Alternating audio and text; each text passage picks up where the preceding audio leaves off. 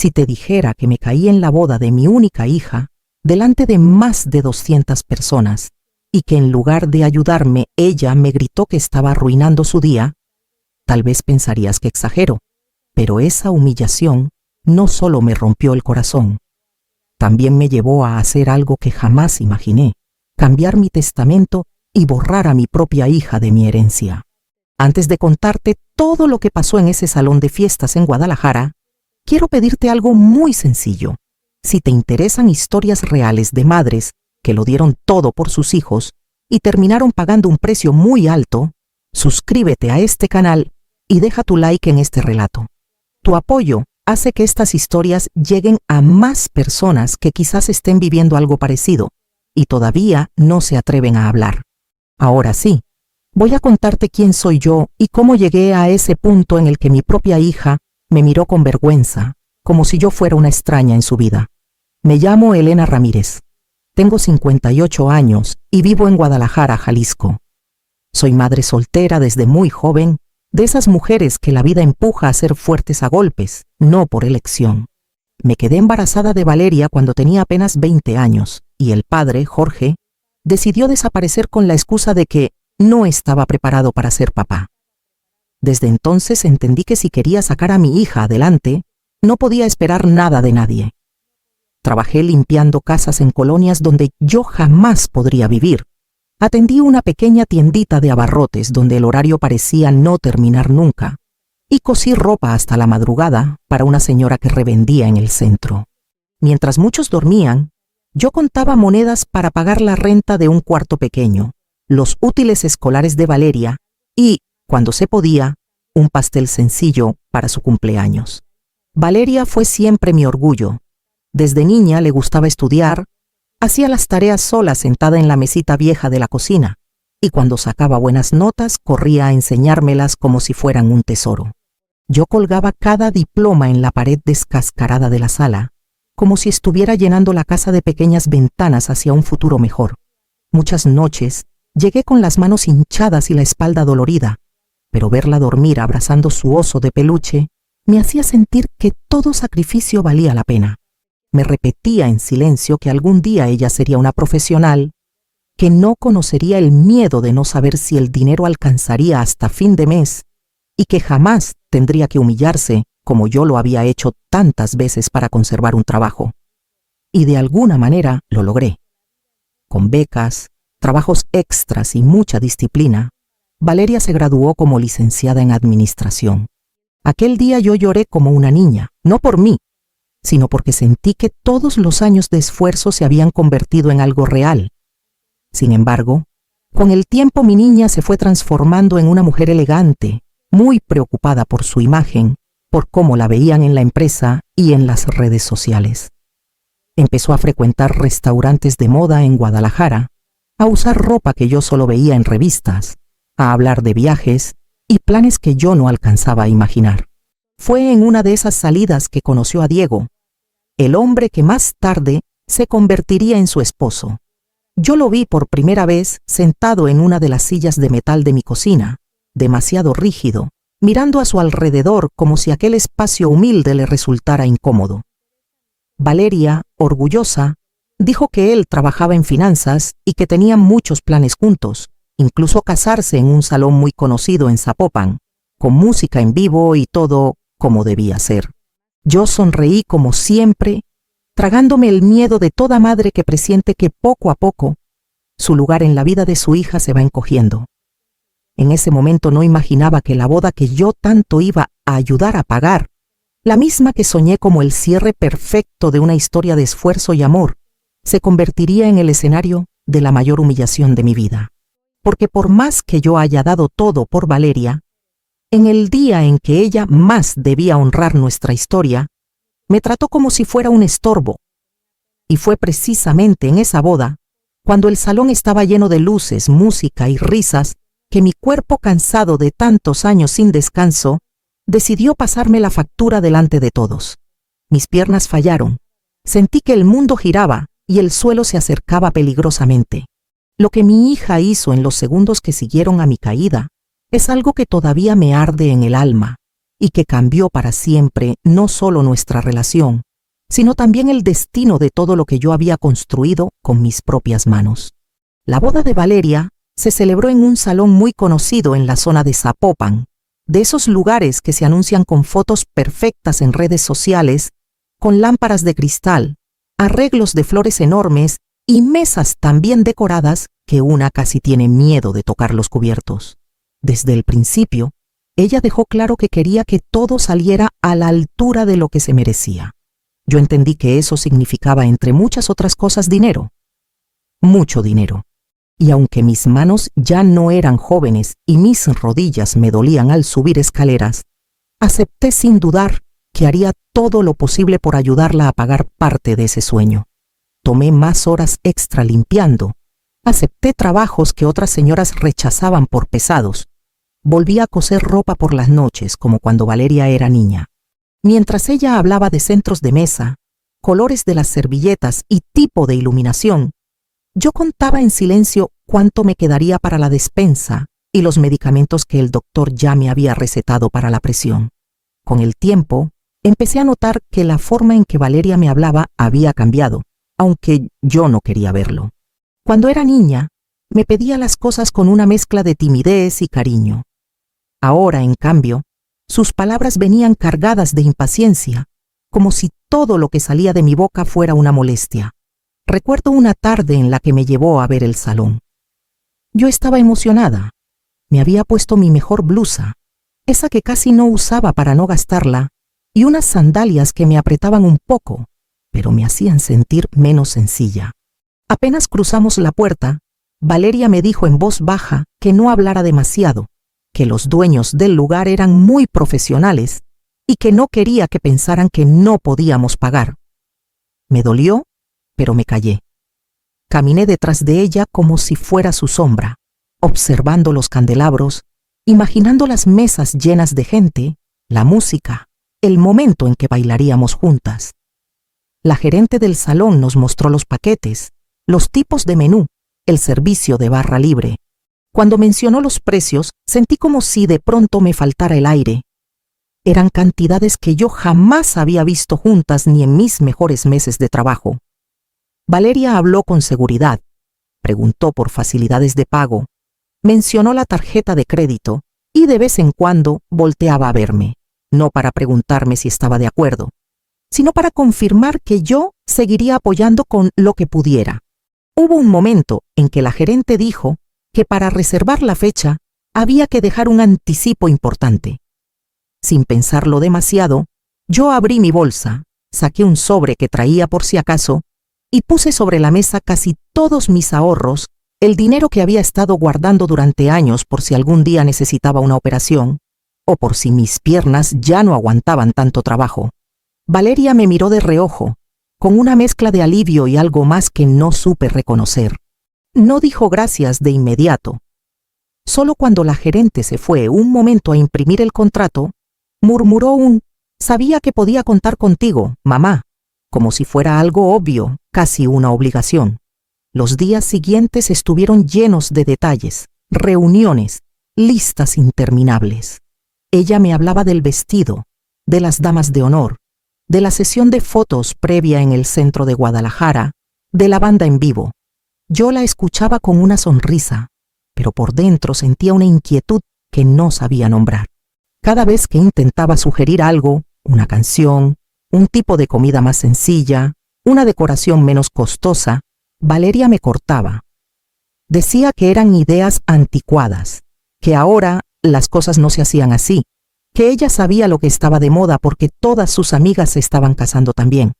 En uno de esos días, cuando fuimos a ver su vestido, ocurrió un detalle que para muchos podría ser insignificante, pero para mí fue como una pequeña grieta en una pared que yo creía sólida. Estábamos en la tienda, rodeadas de vestidos blancos colgados como fantasmas elegantes. Valeria se probó uno tras otro hasta que se vio en el espejo con un modelo ajustado, con encaje delicado y una cola larga. Se veía hermosa, eso era innegable. Yo, con lágrimas en los ojos, dije sin pensar que parecía una princesa. La vendedora sonrió, acostumbrada a ese tipo de escenas, pero Valeria frunció ligeramente el ceño. Dijo que no quería parecer una princesa de cuento, sino una mujer exitosa, moderna. La vendedora, para romper la incomodidad, me preguntó si yo ya tenía elegido mi vestido para la boda. Antes de que yo respondiera, Valeria se adelantó y dijo que, de hecho, ya me había dado algunas instrucciones, que no quería que yo usara nada demasiado llamativo, porque la protagonista debía ser solo la novia. Lo dijo con tono de broma, pero su mirada sobre mí fue rápida, evaluadora, casi crítica. A partir de ese día, empecé a dudar de cada prenda que sacaba del armario, preguntándome si mi propia hija se avergonzaría de mí delante de sus amigos. Una noche, mientras cosía un dobladillo extra para un cliente, escuché a Valeria hablando por teléfono en su cuarto. La puerta estaba medio entreabierta y su voz llegaba clara hasta la sala. Estaba discutiendo con alguien sobre el número de invitados. Dijo que no quería mucha familia, porque algunos eran muy sencillos y no combinaban con el estilo de la boda. Sentí un nudo en la garganta cuando la escuché mencionar a una de mis hermanas y decir que mejor no la invitaba, porque habla demasiado fuerte y dice cosas que no vienen al caso.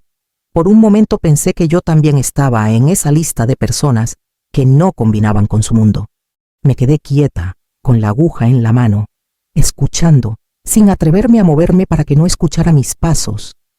Cuando colgó, salió de su cuarto para ir a la cocina y me encontró ahí, fingiendo que estaba concentrada en la costura. Me preguntó casi mecánicamente si había suficiente café, y antes de que yo respondiera dijo que estaba cansadísima, que organizar una boda era agotador, que nadie entendía la presión que sentía. Yo solo asentí, guardándome la pregunta que me ardía en los labios. Y mis años de cansancio, ¿quién los había entendido? El día fue acercándose con una mezcla de ilusión y ansiedad.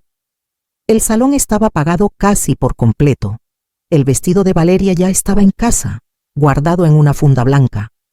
Yo, en cambio, seguía dudando sobre qué ponerme. Siempre que le mostraba una blusa o una falda, ella encontraba un pero, que ese color no, que ese corte me hacía ver más baja, que tal vez era mejor algo más discreto. Al final elegí un vestido sencillo, de un tono neutro que no llamara la atención. Me miré en el espejo de cuerpo entero de la recámara, y por un momento reconocí en mis ojos a la muchacha de 20 años que se había prometido a sí misma que su hija tendría una vida mejor. Lo triste fue darme cuenta de que yo no había incluido en esa promesa una vida mejor para mí. La noche anterior a la boda casi no dormí, no solo por los nervios, sino porque sentía una especie de presagio, como si algo, en algún rincón de mi corazón, me estuviera avisando que ese día no iba a ser como yo lo soñé. Pero aún así, me levanté temprano, preparé café, revisé por última vez que el regalo que había comprado para ellos estuviera bien envuelto. Mientras me arreglaba el cabello frente al espejo, escuché a Valeria hablando por mensaje de voz con una amiga, riéndose, diciendo que todo iba a ser perfecto, que sería la boda del año. Yo quise creerlo. No sabía todavía que, para que todo fuera perfecto según sus estándares, yo tendría que ocupar el lugar más incómodo, ser la vergüenza que nadie quería en medio de la foto. Y mucho menos imaginaba que, en unas horas, una sola frase suya, dicha delante de todos, sería suficiente para romper algo que yo había tardado casi 30 años en construir. El día de la boda amaneció más claro de lo normal, o al menos así me pareció. Abrí los ojos mucho antes de que sonara el despertador barato que tengo en la mesita de noche, con esa sensación extraña de estar despierta por dentro, aunque el cuerpo todavía esté pesado. Por un momento me quedé mirando el techo, escuchando el silencio peculiar de la casa en días importantes. No se oían los ruidos habituales de la calle con la misma intensidad. O quizá era yo la que estaba como amortiguada, atrapada entre la ilusión y el miedo. Me levanté despacio para no marearme, porque en las últimas semanas había tenido algunos episodios en los que la vista se me nublaba de repente. El médico ya me había dicho, en una consulta rápida en el centro de salud, que tenía que cuidarme más, que la presión estaba alta y que no podía seguir cargando cosas pesadas ni pasando tantas horas sin comer. Yo asentí, pero mientras él hablaba de dietas y descanso, yo pensaba en salones de fiesta, anticipos y cuotas por pagar. No podía darme el lujo de escuchar a mi propio cuerpo cuando la boda de mi hija estaba tan cerca. Ese sábado, sin embargo, decidí empezar el día con calma. Fui a la cocina, puse agua para el café y calenté un pan duro de la noche anterior. No tenía mucha hambre, pero me obligué a comer algo, recordando las palabras del médico. Mientras untaba un poco de frijoles en el pan, me encontré mirando la foto de Valeria graduándose, pegada con cinta en la puerta del refrigerador. En la imagen, ella llevaba la toga, el birrete ligeramente torcido y una sonrisa amplia. Junto a ella estaba yo, con el cabello algo desordenado y un vestido sencillo, abrazándola como si temiera que se escapara. Toqué la foto con la punta de los dedos y sentí un nudo en la garganta. Había pasado tanto desde ese día, y al mismo tiempo sentía que apenas ayer la llevaba de la mano a la escuela primaria. Valeria se despertó más tarde. Lo supe por el ruido de la ducha y por la música suave que empezó a sonar desde su cuarto. Tenía la costumbre de poner listas de reproducción que ella misma hacía, con canciones en inglés que yo apenas entendía, pero que ya reconocía por el ritmo. Al rato salió envuelta en una bata blanca, el cabello recogido con una pinza, el rostro limpio. Se veía más joven sin maquillaje. Por un momento vi de nuevo a la niña que corría mojada por la casa, después de la alberca inflable que poníamos en el patio en los veranos. «Mamá, ¿ya estás lista para ir con la maquillista?», preguntó sin saludar demasiado, como si todo fuera parte de una agenda apretada. Yo asentí. Había pedido el día libre en todos mis trabajos para poder dedicarme por completo a ese evento.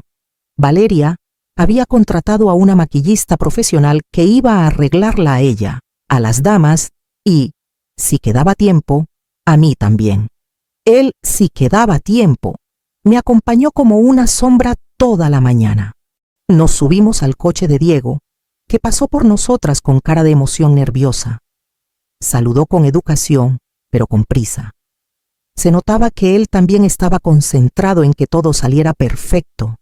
Mientras avanzábamos por las calles de Guadalajara, yo miraba por la ventana y veía gente que hacía su vida normal. Niños en bicicleta, señoras barriendo la banqueta, hombres abriendo sus negocios. Pensé que para ellos ese era solo un sábado más, pero para mí ese día lo era todo. Me pregunté si mi hija era consciente de eso. En la casa donde iban a arreglarse, un lugar amplio en una colonia bonita, ya estaban algunas de las amigas de Valeria, todas jóvenes, delgadas, riendo, tomando fotos con sus celulares antes incluso de empezar a maquillarse. Me recibieron con cortesía, pero enseguida volvieron a sus conversaciones sobre vestidos, exnovios y viajes. Yo me quedé sentada en una silla junto a la ventana, observando cómo peinaban a mi hija, enredando su cabello en un recogido elegante. Pensé en las primeras veces que yo misma le hacía trenzas para ir a la escuela, con ligas de colores que compraba en el mercado. Recordé cómo, algunas mañanas, Valeria se quejaba porque decía que le jalaba el cuero cabelludo, y yo le contestaba en broma que la belleza dolía. En aquel entonces, esas frases se decían entre risas. Hoy, escuchando a las amigas hablar de cremas carísimas y tratamientos capilares, me di cuenta de que había un mundo entero entre la niña que peinaba en una silla de plástico y la mujer que estaba frente al espejo con un estilista profesional.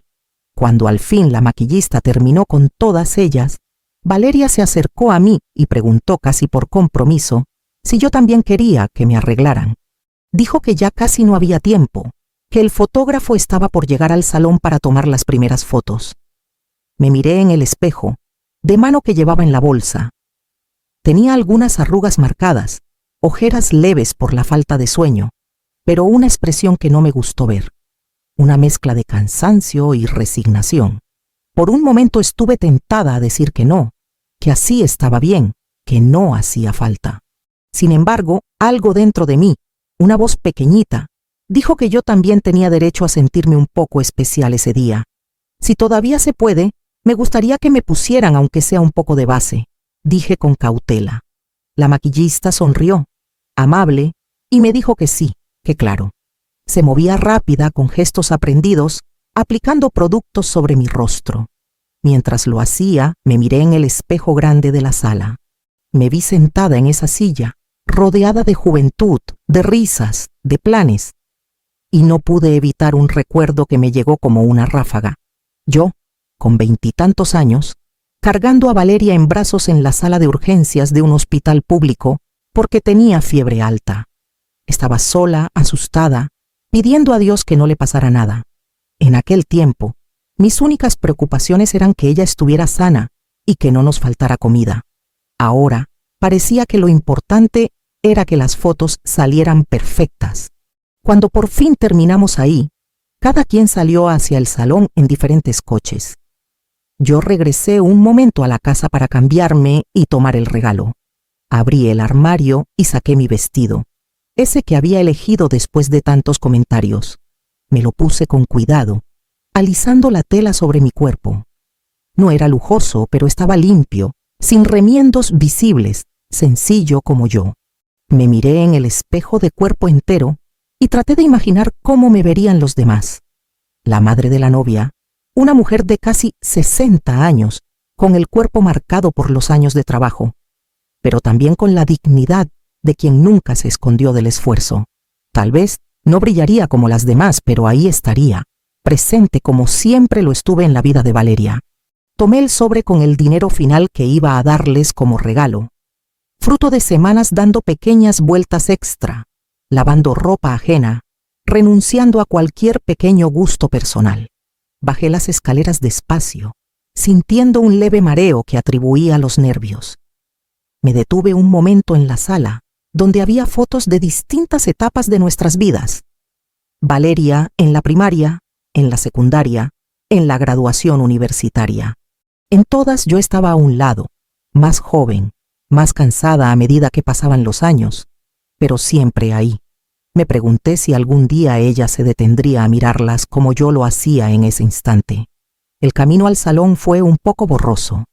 La ciudad parecía distinta, como si la luz del sol rebotara con más fuerza en las fachadas de las casas y en los anuncios espectaculares. Llegué algo antes de la hora marcada y vi a varios proveedores entrando y saliendo. Meseros con charolas, gente de la decoración ajustando los últimos arreglos de flores, un hombre probando el sonido. Entré al salón y me recibió una explosión de colores. Manteles, centros de mesa, luces colgantes. Por un momento, sentí orgullo de que mi hija hubiera logrado algo tan grande. Todo aquello llevaba el sello de sus decisiones, de su gusto, de la vida que había ido construyendo lejos de la mía. Me acerqué a una mesa vacía y dejé mi bolsa en una de las sillas. Un mesero se acercó y me ofreció agua. Agradecí y bebí un par de sorbos, intentando calmar el nerviosismo. A lo lejos vi a Valeria entrando por una puerta lateral con Diego y el fotógrafo. Ella todavía no llevaba el vestido completo. Estaban haciendo algunas fotos previas en un área especial. Se veía radiante, riendo, posando, girando cuando el fotógrafo se lo pedía. Me quedé observándola en silencio, con una mezcla de emoción y distancia. Era mi hija, pero de alguna manera sentí que la persona que estaba ahí, interpretando el papel de novia perfecta, ya no me necesitaba como antes. Poco a poco empezaron a llegar los invitados, parientes lejanos, compañeros de trabajo, amigos de Diego, conocidos que yo apenas ubicaba. Algunos se acercaron a saludarme, otros pasaron de largo, ocupados en encontrar su mesa o en comentar lo bonito que estaba todo. Yo sonreía, contestaba con educación, pero había algo en mi pecho que no terminaba de acomodarse. Era como si hubiera una piedra invisible, un peso que iba creciendo con cada minuto. Tal vez era el cansancio acumulado de los meses anteriores, quizás la tensión de saber que no encajaba del todo en ese ambiente. En un momento, una de las organizadoras del evento se acercó a mí para explicarme cómo sería la entrada de los novios, la orden de los discursos, el momento del brindis. Hablaba rápido, con términos que yo no siempre entendía, pero asentía para no estorbar.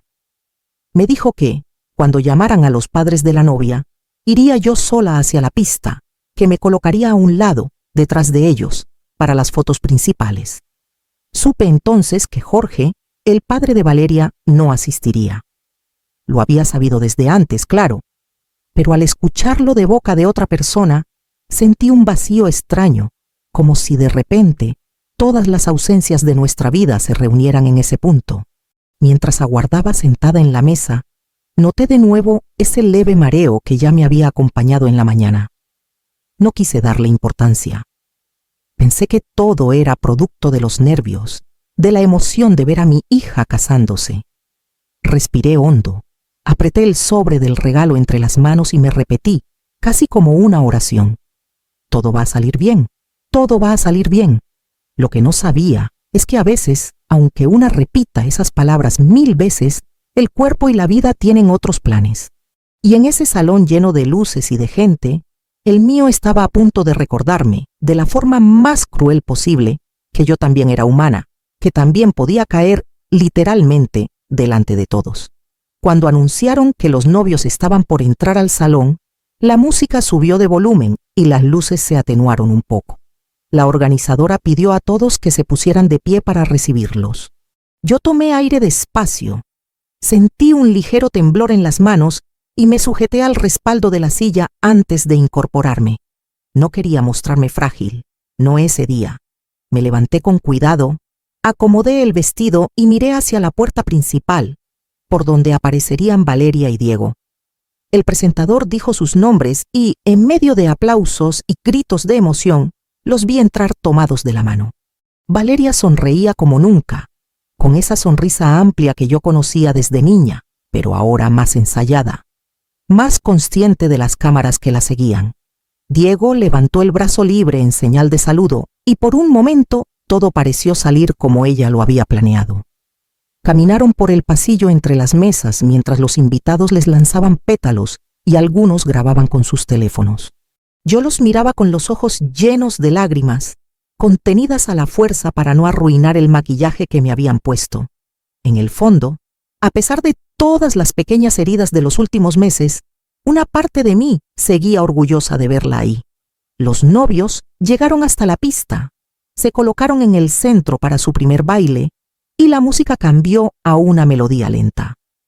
Valeria apoyó la cabeza en el hombro de Diego, él la sostuvo por la cintura y empezaron a moverse con cierta torpeza, pero felices. Alrededor, la gente los miraba con ternura. Algunos susurraban comentarios sobre lo guapa que se veía la novia o lo elegante que estaba todo. Yo, desde mi mesa, sentí que el pecho se me apretaba. Me parecía increíble estar ahí después de tantos años de trabajo duro, de noches sin dormir, de miedos. Por un momento, cerré los ojos y agradecí en silencio haber llegado viva a ese día. Cuando el baile terminó, comenzaron los aplausos de nuevo. El presentador anunció que a continuación, los novios irían mesa por mesa para saludar a los invitados y hacer algunas fotos. También dijo que en un momento llamarían a la madre de la novia para un brindis especial. Al escuchar eso, sentí una mezcla de nervios y emoción. Nunca he sido buena para hablar en público, pero había preparado unas palabras sencillas, desde el corazón. Mientras los novios avanzaban por el salón, saludando a unos y a otros, yo noté que el mareo regresaba, ahora un poco más intenso. El ruido de la música, las luces que cambiaban de color, el movimiento constante de la gente, todo parecía mezclarse en una especie de niebla. Me dije que tal vez necesitaba sentarme un momento, pero luego recordé que pronto me llamarían y no quería parecer débil. Tomé la copa de vino que habían dejado frente a mí y bebí un pequeño sorbo, pensando que eso me ayudaría a relajarme. Fue entonces cuando el presentador pidió que todos se levantaran para el brindis. Sentí el impulso automático de incorporarme junto con los demás. Me sujeté otra vez del respaldo de la silla y me puse de pie. En ese instante, el corazón me dio un vuelco raro, como si se saltara un latido. Una oleada de calor subió desde el estómago hasta la cabeza. Noté cómo las voces a mi alrededor se alejaban, como si alguien estuviera bajando el volumen del mundo. Miré a lo lejos y vi a Valeria girando hacia la pista, con la copa en la mano, esperando el momento del brindis. Di un paso hacia adelante y fue como si el suelo se moviera debajo de mis pies. La vista se me llenó de puntitos negros. El techo del salón pareció inclinarse y, antes de que pudiera reaccionar, tropecé con la pata de una silla mal colocada. Intenté sostenerme en la mesa más cercana, pero lo único que conseguí fue golpear una copa de cristal que cayó al suelo y se hizo añicos. El ruido del vidrio rompiéndose pareciera amplificarse por todo el salón. Sentí cómo mis rodillas se doblaban y caí hacia adelante apoyando las manos torpemente, sin fuerza suficiente para detener la caída. El impacto fue seco. Una de mis rodillas golpeó el mármol y un dolor agudo subió por la pierna. Escuché un murmullo general, sillas arrastrándose, un cuidado lanzado al aire. Algunas personas se quedaron quietas con las copas a medio levantar, otras se inclinaron un poco para ver mejor. Yo, medio en el suelo, traté de incorporarme, pero las manos me temblaban y todo me daba vueltas. En medio de esa confusión, escuché algo que me atravesó como un cuchillo. La voz de Valeria, clara, alta, cargada de enojo y vergüenza. «Mamá», dijo primero, con un tono que no era de preocupación, sino de reproche. «Siempre haces lo mismo. Siempre quieres llamar la atención en el peor momento». Varias cabezas se giraron hacia ella. Yo levanté la mirada, buscando sus ojos, esperando encontrar un mínimo de angustia, de cariño, de urgencia por ayudarme. Pero lo que vi fue otra cosa. Vi enojo, vergüenza, irritación. Vi a una mujer más preocupada por lo que pensarían los invitados que por el hecho de que su madre estaba de rodillas en el suelo, mareada, adolorida. «Vas a arruinar mi día», gritó sin medir el volumen de su voz. «Esto era mi momento, mamá». Hubo un silencio extraño después de esa frase, como si incluso la música hubiera bajado un poco. Algunas personas murmuraron entre sí, otras evitaron mirarme directamente. Sentí unas risitas ahogadas en una de las mesas del fondo. Alguien susurró algo sobre la señora que se desmayó. Otro comentó que qué pena, que cómo era posible. Yo quisiera haber desaparecido, hundirme en el suelo, convertirme en nada. No tanto por la caída en sí, sino por la forma en que mi propia hija me había hablado, delante de todos. Intenté levantarme sola, apoyando las manos en la mesa, pero me faltaban fuerzas. La cabeza me daba vueltas y la rodilla me ardía. En ese momento, una mujer joven con mandil negro y una charola en la mano se acercó corriendo. Era una de las meseras del evento. Dejó la charola sobre otra mesa y se agachó a mi lado. «Señora, despacio, no se levante tan rápido», me dijo en voz baja, con una preocupación genuina que no vi en el rostro de mi hija. Me tomó del brazo con cuidado, ayudándome a ponerme de pie. Yo sentí el rubor subir a la cara, una mezcla de vergüenza y dolor físico. Intenté sonreír, decir que estaba bien, que solo había sido un mareo, pero la voz me salió débil. «Estoy bien, de verdad», murmuré. Solo me mareé un poco. La mesera, que más tarde sabría que se llamaba Mariela, me miró con el ceño fruncido. «No se ve bien, señora. ¿Quiere que la llevemos a un lugar más tranquilo?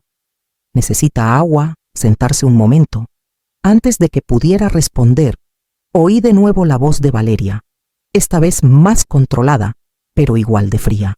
«Sí, por favor, llévenla atrás un momento», dijo, dirigiéndose más a la organizadora que a mí.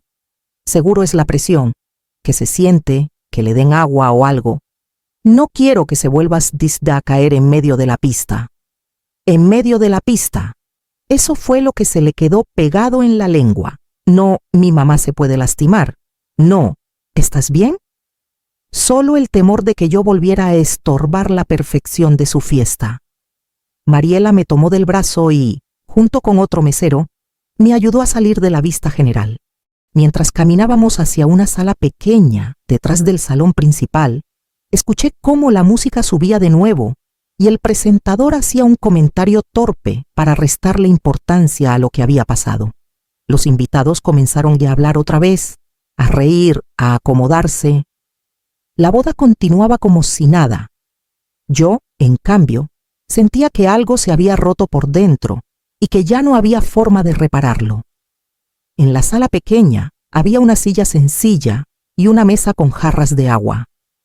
Me sentaron con cuidado. Mariela trajo un vaso y me pidió que bebiera poco a poco. Me hizo preguntas. Si era diabética, si tomaba medicamentos, si ya me había pasado algo así antes. Yo respondía como podía, todavía aturdida, mientras intentaba no llorar. No quería llorar ahí, delante de una desconocida, en el día de la boda de mi hija. Pero 2 lágrimas se me escaparon sin permiso. Disculpe, le dije, secándomelas con los dedos. No quería causar problemas. Mariela negó con la cabeza, con una expresión de incredulidad. La que no debería hablarle así es su hija, dijo en voz baja, casi como si se le hubiera escapado el pensamiento en lugar de pronunciarlo a propósito. Yo la escuché desde la puerta. No estuvo bien. Sus palabras me sorprendieron, no porque no supiera en el fondo que Valeria se había pasado, sino porque alguien más lo había notado, alguien que no me conocía, que no tenía por qué ponerse de mi lado. Eso hizo que el dolor se mezclara con una vergüenza aún más profunda. Si una extraña había visto la forma en que mi hija me trató, ¿qué estaría pensando el resto? El mareo comenzó a disminuir, pero un cansancio pesado se instaló en mi cuerpo. Mariela insistió en que un paramédico del evento viniera a revisarme. Al parecer, el salón contaba con uno por precaución. Al poco rato llegó un hombre joven con un maletín. Me tomó la presión, hizo algunas preguntas, me revisó los ojos. Frunció el ceño al ver los números en el aparato. «La tiene muy alta, señora», dijo. «No es solo el susto. Esto viene de antes. Debería ir a un hospital para que la revisen bien. No es buena idea que se quede aquí». Mi primera reacción fue decir que no podía irme, que era la boda de mi hija, que tenía que estar presente. Pero en cuanto intenté incorporarme de nuevo, las piernas me temblaron y tuve que volver a sentarme. El paramédico me miró con seriedad. «Tiene 2 opciones», dijo. «Se va por su propio pie ahora, a tiempo, o quizás tengamos que llamar una ambulancia después. Y ahí sí que todo el mundo va a mirar. Piénselo». Su comentario fue duro, pero también realista. Me imaginé desmayándome de nuevo, pero esta vez inconsciente, frente a todos, con sirenas y camilleros entrando en el salón. No quería eso, ni para mí, ni para Valeria, aunque ella no hubiera mostrado la más mínima ternura en el momento de mi caída.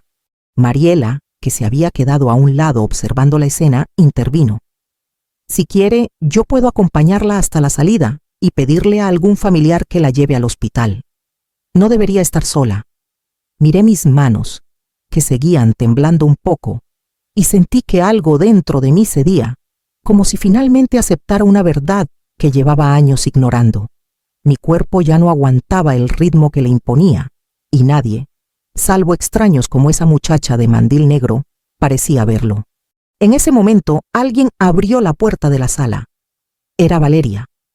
Entró con el vestido perfecto, el peinado impecable, el maquillaje sin una mancha. Se detuvo a medio camino, mirándome desde cierta distancia, como si temiera que mi estado pudiera contagiarle algo. «Mamá, ¿qué pasa?», preguntó, pero su tono no era de verdadera preocupación, sino de fastidio contenido. «Me dicen que te quieres ir al hospital. ¿Es necesario?». «Apenas va empezando la fiesta». La miré a los ojos y por primera vez en mucho tiempo, en lugar de justificarla en mi mente, en lugar de buscar excusas para su comportamiento, sentí una punzada de claridad. Algo en mí, muy adentro, comenzó a acomodar piezas. No lo supe entonces con palabras claras, pero ahí comenzó el proceso que, días después, me llevaría a tomar la decisión más drástica de mi vida: cambiar mi testamento. Valeria no se acercó más de lo necesario. Se quedó cerca de la puerta, agarrando con fuerza el ramo como si ese objeto fuera lo único que la anclara al papel que estaba desempeñando. El de novia perfecta en una boda perfecta. El paramédico le explicó con calma que mi presión estaba muy alta, que lo más prudente era que me revisaran en un hospital. Ella frunció el ceño, no porque estuviera preocupada por mi salud, sino porque aquello complicaba el guión que tenía en la cabeza. Pero, dijo, mirando hacia atrás, como si temiera que algún invitado la viera ahí, conmigo, ¿es realmente necesario? Seguramente con un poco de agua y descanso se le pasa. No quiero que se arme un escándalo, escándalo. Ese era su temor. No que yo sufriera un infarto, no que me desmayara de nuevo, no que me golpeara la cabeza al caer. Le preocupaba la palabra escándalo, la imagen, los comentarios posteriores. Sentí una punzada en el pecho que nada tenía que ver con la presión alta. El paramédico fue firme. Señorita, su mamá ya tuvo un episodio hace unos minutos. Estos números no son normales. Aquí no tenemos el equipo necesario para atender una crisis más seria. Lo responsable es que la vea un médico en un hospital. Si le pasa algo aquí, será peor para todos. Valeria apretó los labios, claramente molesta por la idea de que yo, su madre, me hubiera convertido en un problema logístico en medio de su boda. Me miró un segundo como esperando que yo dijera algo que le facilitara la decisión. Yo pensé en decir que no, que me quedaba, que todo estaba bien, que no se preocupara. Me conozco. He vivido gran parte de mi vida minimizando mis dolores para no incomodar a nadie. Pero entonces vi, detrás de ella, el reflejo de mi rostro en un espejo colgado en la pared, pálida, ojerosa, con los labios ligeramente morados. Me vi como lo que era en ese momento, una mujer agotada, al borde de algo serio, que había pasado demasiado tiempo cuidando a los demás y muy poco cuidándose a sí misma. Creo que el Señor tiene razón, dije al fin, con la voz baja pero firme. No me siento bien. Será mejor que vaya al hospital.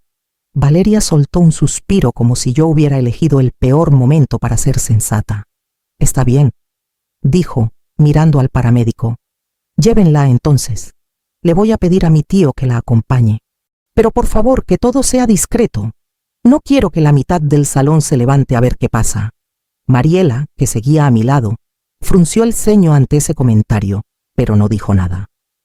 El paramédico asintió y salió para organizar el traslado. Yo me quedé sentada, mirando a mi hija, intentando memorizar su rostro tal como estaba en ese momento, hermoso, impecable y duro. No la había visto así nunca, al menos no de manera tan clara. De pronto me vino a la mente la imagen de la niña que se escondía detrás de mis piernas cuando se asustaba por un trueno. ¿En qué momento esa niña había aprendido a tan avergonzarse de mí? Mamá, dijo Valeria, con un tono que quería sonar tierno pero no lo lograba. Por favor, entiende. Hoy es un día muy importante para mí. No quiero que la gente se quede con la impresión de que todo fue un desastre. Si los invitados preguntan, vamos a decir que solo te sentiste un poquito mal, ¿sí? No exageres con lo que le dices al doctor. Seguro te dan una pastilla y ya. Era como si su mayor miedo fuera que yo sobreactuara mi malestar, no que realmente estuviera grave. Yo la miré y en lugar de contestar, me limité a asentir con la cabeza. No porque estuviera de acuerdo, sino porque no tenía fuerzas para discutir con ella ahí, en esa habitación estrecha, con su vestido blanco, ocupando más espacio que sus palabras de hija. Te mando mensajes más tarde, añadió, mirando el reloj. Ya van a servir la cena y no podemos retrasar todo. No esperó una respuesta. Se dio la vuelta y salió, cerrando la puerta tras de sí. El ruido del salón volvió a filtrarse por un segundo antes de que el pestillo encajara. Me quedé sola con Mariela, que me miró como se mira a alguien que no se comparte sangre, pero sí humanidad. Su hija está muy nerviosa, señora, dijo, como intentando suavizar la escena, aunque sus ojos delataban su juicio. Sí, respondí, está nerviosa. No agregué lo que realmente pensaba, que los nervios no justifican la falta de empatía, que todos tenemos días importantes, pero no por eso pisoteamos a quienes nos sostuvieron durante años. Poco después, llegó mi cuñado, el hermano menor de Jorge, a quien Valeria había invitado por compromiso. Él fue quien me acompañó hasta el hospital en su coche viejo. Mariela me ayudó a caminar hasta la salida por una puerta lateral, para que no tuviera que cruzar de nuevo el salón. Mientras avanzábamos por el pasillo, escuché de fondo la música cambiar a una canción alegre. Imaginé a Valeria bailando, sonriendo para las fotos, asegurándose de que nada, salvo mi pequeña escena, entorpeciera la perfección del evento. El aire de la noche me golpeó el rostro cuando salimos. Hacía más fresco que adentro, y por un momento sentí que podía respirar mejor. Me acomodaron en el asiento del copiloto, con cuidado de no lastimarme la rodilla. Mariela se despidió con una sonrisa triste. «Cuídese, señora», dijo, «y no se preocupe tanto por lo que piensen los demás. Los que de verdad importan deberían preocuparse por usted». No supe qué contestar.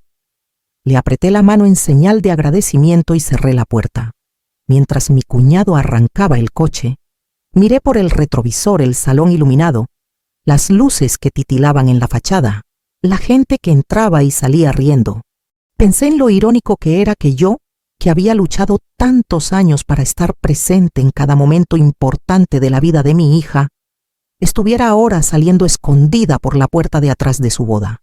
El camino al hospital no fue largo, pero se me hizo eterno. Mi cuñado intentó hacer pequeñas conversaciones. Preguntó cómo me sentía. Dijo que seguro no era nada grave, que los doctores exageraban. Yo respondía con monosílabos, sin ganas de entrar en detalles. No quería escuchar más minimizaciones.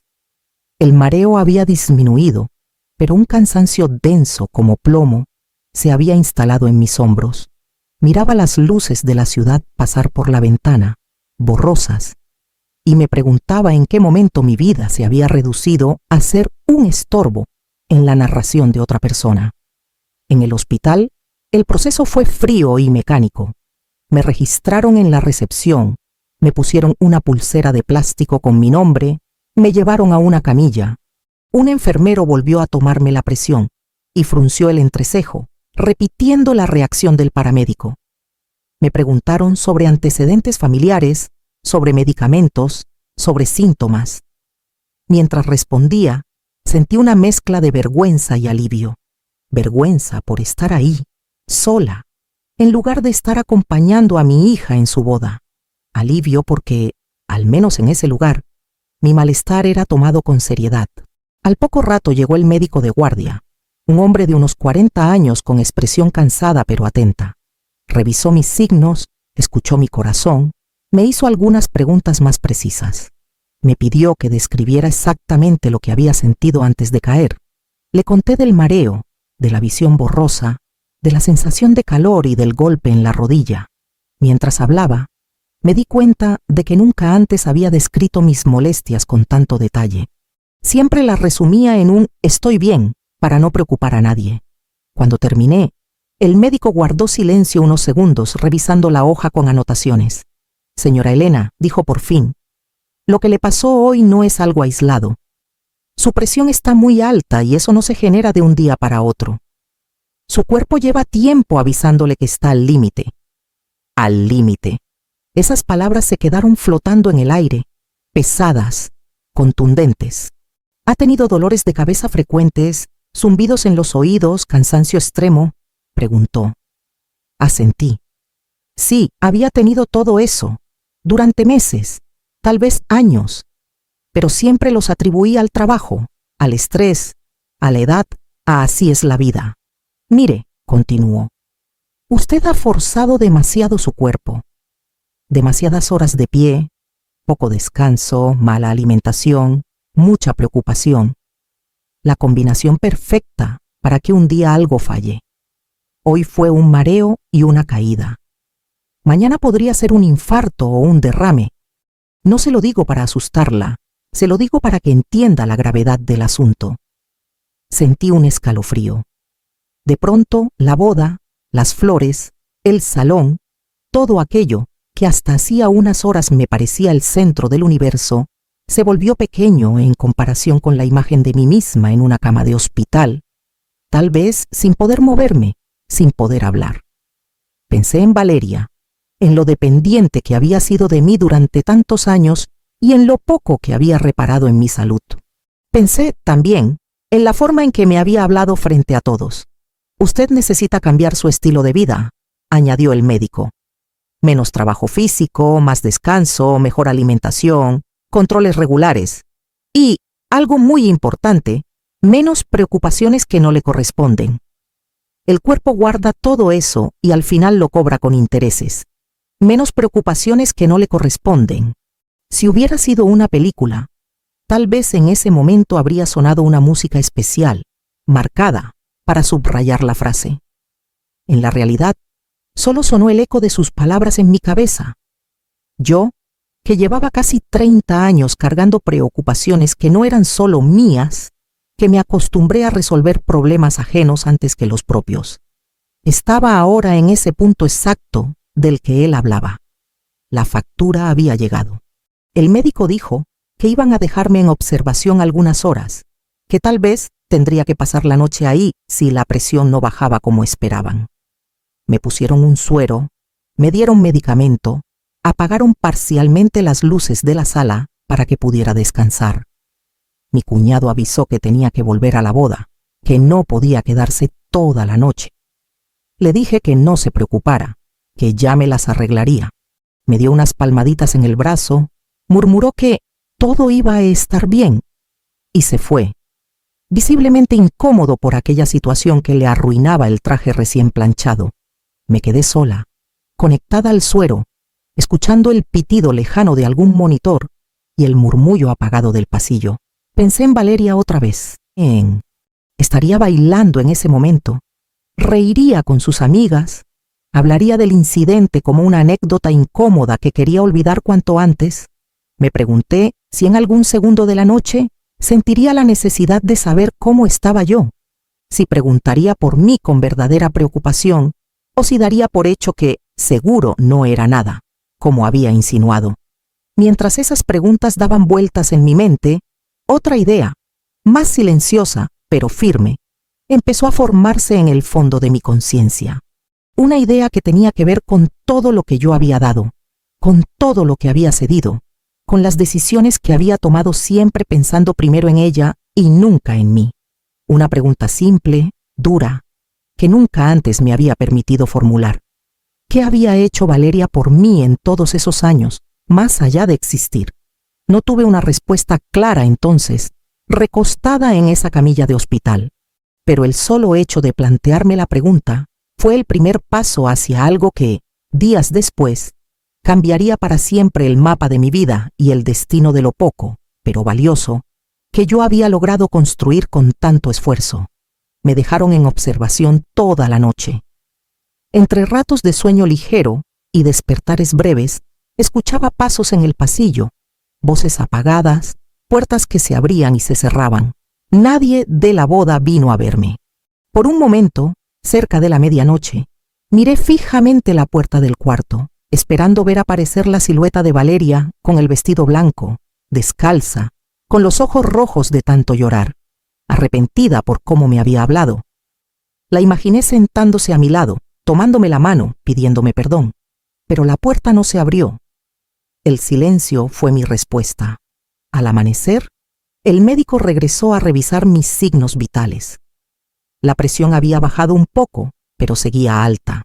«Señora Elena», dijo, «no voy a mentirle, usted no está bien. No es un caso para alarma inmediata, pero sí para un cambio radical. Si sigue viviendo como hasta ahora, exigiéndole tanto a su cuerpo, es cuestión de tiempo para que algo serio ocurra. Y cuando digo serio, hablo de algo que puede dejarla sin caminar, sin hablar o peor». Asentí, mirando mis manos apoyadas sobre la sábana. Me sorprendió lo delgadas que se veían, marcadas por venas y pequeñas manchas. Nunca les había prestado atención. Eran solo herramientas para trabajar, para cargar, para limpiar. De pronto, las vi como lo que eran, parte de un cuerpo que se había sacrificado durante décadas sin pedir nada a cambio. «¿Y qué puedo hacer?», pregunté, con una voz que sonó más frágil de lo que hubiera querido. «Lo que le dije ayer», respondió. «Menos trabajo físico, más descanso, mejor comida, revisiones frecuentes. Y, aunque no le parezca un consejo médico, también debe aprender a poner límites. Su salud no puede seguir dependiendo de las necesidades de los demás». A veces decir no también es una medicina. Decir no, una palabra que había evitado toda mi vida, sobre todo con Valeria. Siempre pensé que ser buena madre era decir sí a todo lo que ella necesitara, aun si eso significaba borrarme a mí misma. Nunca se me ocurrió que al hacerlo, le estaba enseñando a tomarme por hecho, como algo garantizado, eterno, inagotable. Me dieron el alta cerca del mediodía. Me entregaron una hoja con indicaciones, recetas para la presión, una lista de citas de seguimiento. En la sala de espera, miré mi celular por primera vez desde la tarde anterior. Tenía algunos mensajes de conocidos, un par de llamadas perdidas de números que no reconocía y 3 mensajes de Valeria. El primero era de la noche anterior. El tío me dijo que ya estás en el hospital. Avísame cuando te digan qué tienes. Espero que no sea nada grave. La gente preguntó un poco, pero ya se calmó todo. El segundo unas horas después. Mamá, fue una lástima lo que pasó, pero por suerte la boda salió muy bien al final. La comida estuvo riquísima y todos se quedaron hasta tarde. Luego te enseño las fotos. El tercero, enviado temprano ese día. ¿Ya te dieron de alta?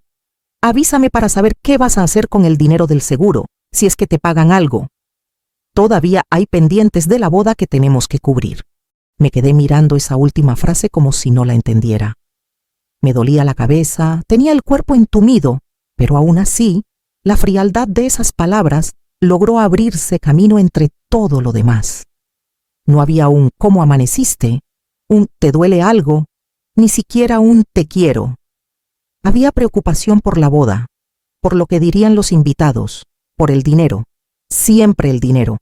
Guardé el teléfono sin responder. En ese momento no me sentía capaz de escribir nada que no estuviera impregnado de rabia o tristeza, y no quería abrir una guerra por mensajes. Mi cuñado regresó para recogerme y llevarme a casa. El camino de vuelta fue silencioso. Él, quizá por incomodidad, no preguntó demasiado. Yo no ofrecí explicaciones. Cada vez que el coche se detenía en un semáforo, veía a través del cristal a personas que seguían con su vida sin saber que, dentro de ese vehículo, una mujer acababa de descubrir que su hija la veía más como un recurso que como una madre. Cuando llegué a casa, la sentí extrañamente vacía, no solo porque Valeria no estaba, sino porque algo en mí también parecía haberse ido. Me senté en la cama, todavía con la ropa sencilla que había llevado al hospital, y respiré hondo. El eco de la voz del médico aún resonaba en mi mente. El cuerpo lo cobra con intereses. Decir no también es una medicina. No estaba segura de cómo se hacía eso, pero por primera vez pensé seriamente que, si no empezaban a aprender, la próxima vez no tendría oportunidad de corregir nada. Valeria apareció por la tarde. No vino sola. Llegó con Diego, ambos vestidos ya de manera más informal, pero con el mismo aire de pareja recién casada. Entraron en la casa sin demasiados rodeos, como si vinieran a una reunión cualquiera. Yo estaba en la sala, sentada en el sillón gastado de siempre. Cuando los vi cruzar la puerta, me esforcé por sonreír, aunque por dentro tuviera un conflicto que no sabía cómo manejar. «Mamá», dijo Valeria, acercándose a darme un beso rápido en la mejilla. «¿Cómo estás? Supe que ya te dieron de alta. Cansada, pero mejor». Respondí sin reproches, al menos no todavía. Diego saludó con un apretón de manos y un «Qué gusto verla mejor, señora». Su tono era correcto, pero distante. Se sentaron frente a mí, como si estuvieran a punto de discutir algún asunto práctico. Durante unos segundos hubo un silencio incómodo, que yo quise interpretar como preocupación, pero que pronto se rompió con las siguientes palabras de Valeria. «Mira, mamá», empezó, cruzando las piernas y apoyando las manos en la rodilla. «Antes que nada, lamento lo de ayer. De verdad, fue un susto y quizá te hablé un poco fuerte. Pero entiende que estaba muy nerviosa. Era mi boda, había mucha gente, cámaras, todo el mundo pendiente. No podía permitir que el ambiente se viniera abajo. La escuché con atención. No porque creyera que iba a decir lo que yo necesitaba oír, sino porque quería estar segura de no estar interpretando mal. Pero cada frase confirmaba lo que ya temía. Ella lamentaba lo de ayer como se lamenta un percance con la decoración o un platillo que salió frío. No era un dolor profundo, era una molestia. Yo sé que tú has dado mucho por mí, continuó, y te lo agradezco, de verdad, pero también tienes que entender que este era mi momento. No sé por qué te tuviste que sentir mal justo en la parte más importante. No es tu culpa, claro, pero... no sé, fue muy incómodo. Mi momento. Muy incómodo. Las palabras se me clavaban una por una. No elegí sentirme mal, Valeria, dije con calma. No me caí porque quise llamar la atención. Me desmayé. El médico dice que llevo tiempo descuidando mi salud, que estoy al límite. Ella hizo un pequeño gesto con la mano como quitándole peso. Sí, ya sé, me lo dijo el tío. Pero al final no fue nada grave, ¿no? Te dieron unas pastillas y ya. Lo importante es que ahora te cuides más y ya está. Diego intervino mirando a Valeria de reojo, quizás notando que el discurso se inclinaba hacia un terreno peligroso. Lo que Valeria quiere decir, explicó, es que lo que pasó fue desafortunado, pero que gracias a Dios no pasó a mayores. Y que bueno, ahora tenemos que ver cómo organizamos algunas cosas que quedaron pendientes. Ahí estaba, finalmente, el verdadero motivo de la visita. No habían venido a verme solo por preocupación. Habían venido a hablar de cosas pendientes. Dinero, cuentas, costos. ¿Qué cosas pendientes? Pregunté, aunque ya intuía la respuesta. Valeria suspiró, como si le cansara tener que explicarlo. Mamá, tú sabes que la boda fue cara. Entre el salón, la música, la decoración, la comida, salimos bastante justos. Tú ayudaste con una parte del anticipo, y te agradezco, pero todavía hay cuentas por pagar. Y con lo que pasó ayer, pues, algunos gastos que no teníamos contemplados se van a venir encima. El médico, las medicinas, el hospital. Entonces pensé que quizá con lo que te cubra el seguro del hospital, podríamos terminar de completar lo de la boda. Al final todo es familia, ¿no? No teníamos contemplados. Con lo que te cubra el seguro podríamos terminar de completar lo de la boda. La escuché colocar mentalmente mi salud en una columna de gastos y el posible reembolso en la columna de ingresos. Yo, convertida en un número en la hoja de cálculo de su matrimonio recién estrenado. No sé si el seguro va a cubrir algo, respondí. Y si lo hace, creo que primero debería pensar en mi tratamiento. El médico fue claro. Tengo que cuidarme, hacer estudios, cambiar mi rutina. Eso también cuesta. Valeria frunció el ceño, como si no hubiera considerado esa posibilidad. Sí, claro, pero tampoco es que estés en cama ni nada. Caminaste hasta aquí, estás hablando bien. No quiero sonar egoísta, pero es que Diego y yo ya contamos con ese dinero.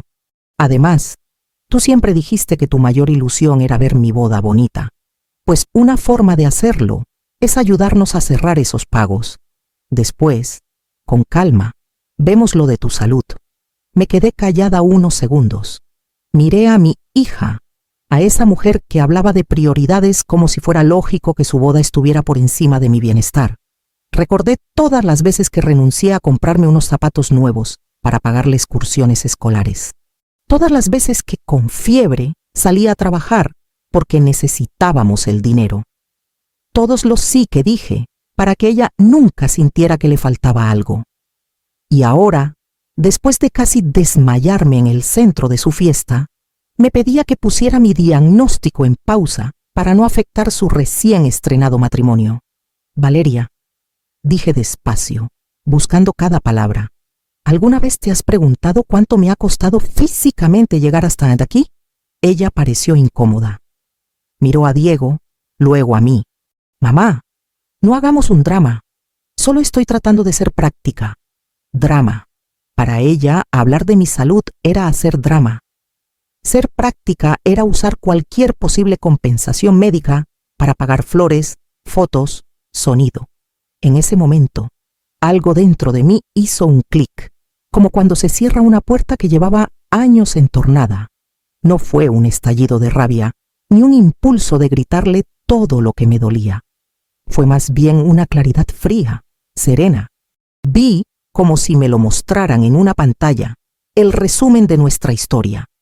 Yo dando, ella tomando, Yo justificando, ella exigiendo. Yo envejeciendo, ella ignorando las marcas de ese envejecimiento. Entiendo lo que dices, contesté al fin.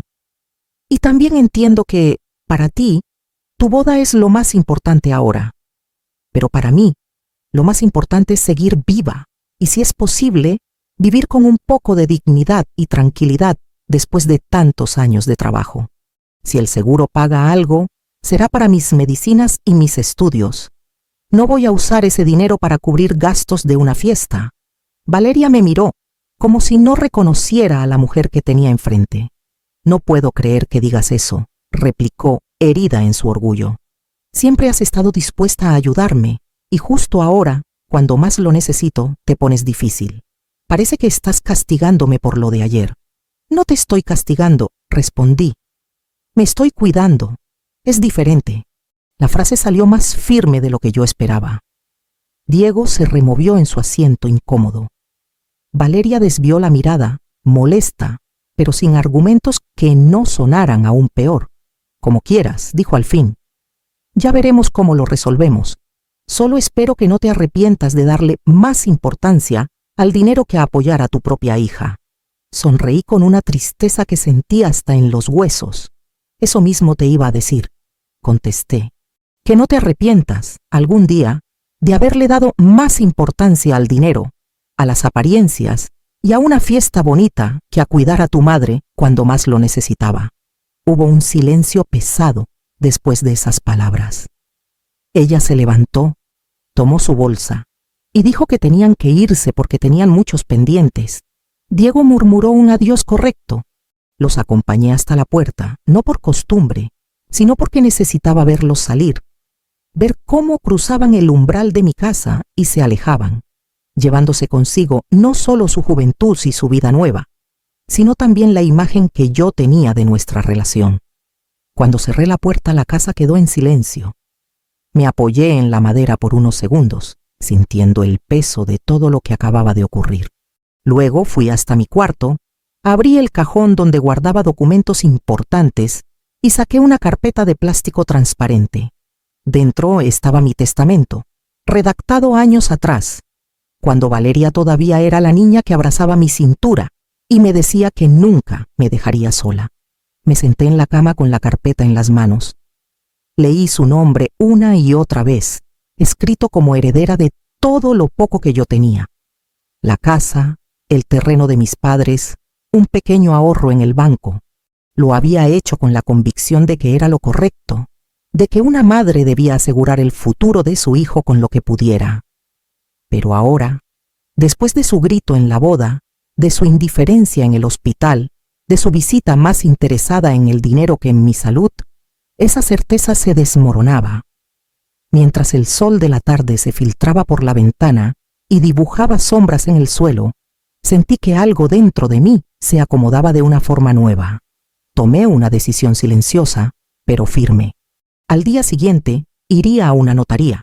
Era hora de revisar ese documento, de escribir de nuevo mi última voluntad.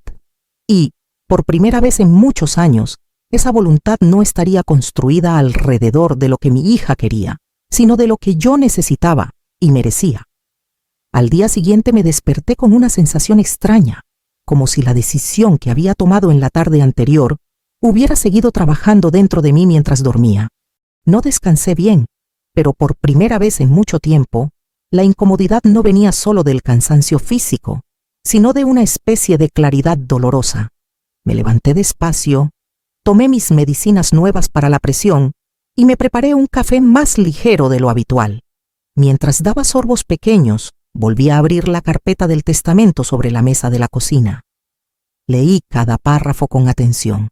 El documento hablaba de mí en un tono impersonal, como si fuera otra persona, la señora Elena Ramírez, la otorgante, la testadora. Enumeraba mis bienes con una precisión que contrastaba con lo poco que realmente eran. La casa modesta donde vivía, un terreno rústico en las afueras de Guadalajara que había pertenecido a mis padres, una cuenta de ahorros que apenas había logrado engordar con los años. Y, al final, venía el nombre de Valeria como heredera universal, la destinataria de todo aquello por lo que me había desvelado media vida. En su momento, firmar ese documento me pareció un acto de amor. Ahora, después de escucharla decir que no quería que su día perfecto se arruinara por mi caída, y de verla calculando cómo usar un posible pago del seguro para cubrir gastos de la boda en lugar de preocuparse por mi tratamiento, ese mismo acto me parecía una especie de confesión de dependencia. No era solo un testamento, era la prueba de que yo había puesto mi valor como persona exclusivamente en lo que podía dejarle a ella. Guardé el papel en la carpeta, lo metí en mi bolso y salí de casa. Hacía calor, pero el cielo estaba despejado. Caminé hasta la parada del camión con pasos lentos, notando el latido insistente en mis sienes. No era solo la presión. Era la conciencia de que ese día iba a cambiar algo que llevaba décadas dándose por hecho. Subí al camión y mientras avanzaba entre el ruido del tráfico, las bocinas y los vendedores ambulantes, miré por la ventana las calles de Guadalajara que tan bien conocía. Me pregunté cuántas mujeres como yo estarían viajando en ese mismo momento, cargando historias parecidas, dolores parecidos, silencios iguales. La notaría quedaba en el centro, en un edificio antiguo de piedra clara. Entré con cierto nerviosismo, como si estuviera haciendo algo indebido. Una recepcionista joven me atendió con profesionalismo, me pidió que tomara asiento y que esperara a que el licenciado tuviera un espacio.